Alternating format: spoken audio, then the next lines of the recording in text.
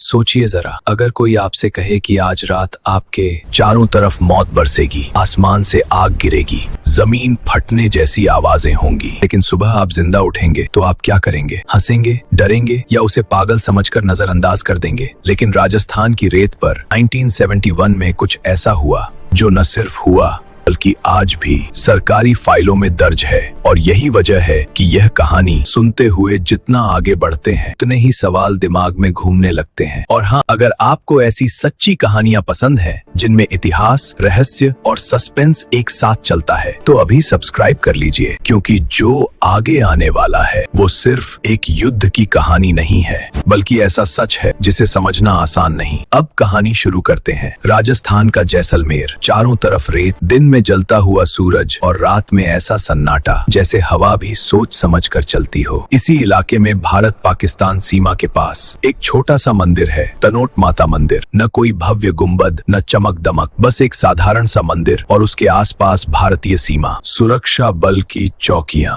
1971 का साल था। भारत और पाकिस्तान के बीच युद्ध अपने सबसे खतरनाक मोड़ पर पहुंच चुका था। हर जवान जानता था कि अगली रात आखिरी भी हो सकती है, लेकिन सीमा पर तैनात जवानों की आदत होती है डर को मजाक में छुपा देना। एक जवान ने हंसते हुए कहा था कि अगर जिंदा बचे तो घर जाकर बताएंगे कि बॉर्डर पर नहीं, भगवान के घर नौकरी करते थे। सब हंसे, लेकिन उस हंसी में जो थरथराहट थी वो साफ महसूस की जा सकती थी। अब खुद से एक सवाल पूछिए, जब इंसान को लगता है कि हालात उसके हाथ से बाहर जा रहे हैं तो वो सबसे पहले किसे याद करता है? अपने हथियारों को या किसी ऐसी शक्ति को जिसे वो देख नहीं सकता? कमेंट करके जरूर बताना। 1971 की एक रात हवा अचानक भारी हो गई। दूर से तोपों की आवाज आई, पहले एक, फिर दूसरी, फिर तीसरी। कुछ ही पलों में आसमान ऐसा लगने लगा जैसे फट जाएगा।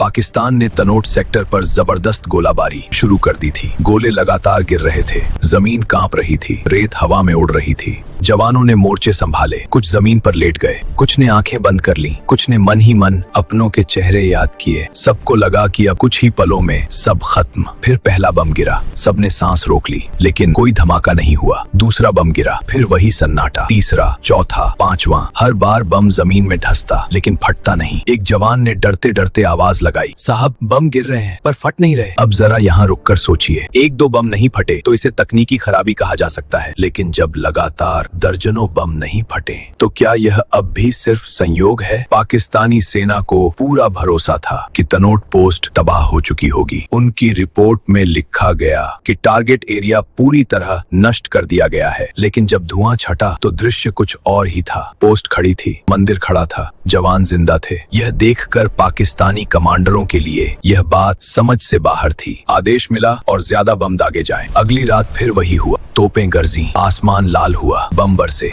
लेकिन हर सुबह वही नजारा सामने आया। न मंदिर टूटा, न पोस्ट गिरी। अब जवानों के बीच डर के साथ साथ एक अजीब सा विश्वास भी पनपने लगा था। कुछ जवानों ने कहना शुरू किया कि रात में हवा कुछ अलग तरह से चलती है। कुछ ने बताया कि उन्हें मंदिर की घंटियों की आवाज सुनाई देती है, जबकि उस समय मंदिर में कोई नहीं होता था। क्या ये सिर्फ थकान और डर का असर था या फिर कुछ और? अब एक और सवाल, अगर इंसान बार बार किसी चीज को होते हुए देखे तो क्या वो उसे मानने लगता है, भले ही उसका कोई वैज्ञानिक जवाब न हो? कमेंट में अपनी राय जरूर बताइए। 3 दिनों तक गोलाबारी चलती रही। लगभग 3000 से ज्यादा बम और गोले तनोट इलाके में गिराए गए। 3000, यह संख्या सुनना आसान है, लेकिन जरा कल्पना कीजिए कि हर कुछ सेकंड में आसमान से मौत गिर रही हो और फिर भी कोई बड़ा नुकसान न हो। युद्ध खत्म हुआ, भारत जीता, लेकिन कहानी यहीं खत्म नहीं होती। युद्ध के बाद जब बीएसएफ ने इलाके की सफाई शुरू की और जमीन की खुदाई की तो जो सामने आया उसने अधिकारियों को भी चौंका दिया। सैकड़ों जिंदा बम, पूरी तरह सही सलामत, वही बम जो फटे नहीं थे। आज भी वे बम तनोट माता मंदिर के म्यूजियम में रखे हुए हैं। कोई लोक कथा नहीं, कोई अफवाह नहीं, सरकारी रिकॉर्ड में दर्ज सच्चाई। अब यहाँ कहानी एक और मोड़ लेती है। कुछ सैन्य विशेषज्ञों ने कहा कि शायद मिट्टी की बनावट ऐसी थी जिससे बम निष्क्रिय हो गए। कुछ ने कहा कि मौसम की वजह से डेटोनेटर काम नहीं कर पाए। लेकिन सवाल ये है, क्या एक ही जगह पर 3000 बार वही वजह काम कर सकती है? बीएसएफ के पुराने जवान बताते हैं कि उस समय कई सैनिकों ने सपने देखे थे, सपने जिनमें एक स्त्री आकृति सीमा के आसपास घूमती दिखाई देती थी। क्या ये सपने डर की उपज थे या फिर कुछ ऐसा जिसे शब्दों में समझाया नहीं जा सकता? आज भी नए जवान जब तनोट पोस्ट पर तैनात होते हैं तो पुराने जवान उन्हें यह कहानी जरूर सुनाते हैं। कोई इसे आस्था कहता है, कोई मनोवैज्ञानिक असर, लेकिन जो वहां था उसकी आवाज में